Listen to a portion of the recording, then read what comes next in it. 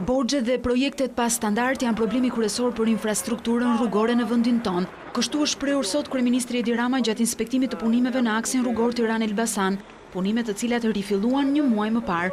Kompania e ndërtimit i kishte ndërprer ato si pasojë mos shlyerjes së TVSH-s.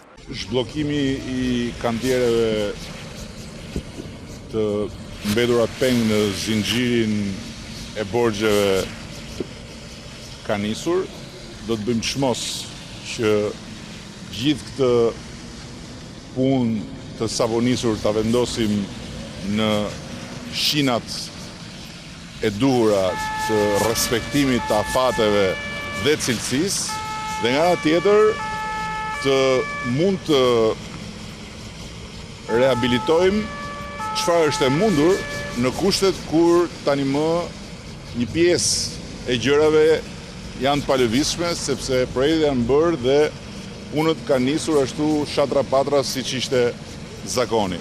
Kryeministri Rama premtoi një bashkëpunim edhe më të madh të qeverisë me Ministrinë e Transporteve dhe Infrastrukturës, në mënyrë që punimet e nisura të mund të mbarohen në kohën e premtuar.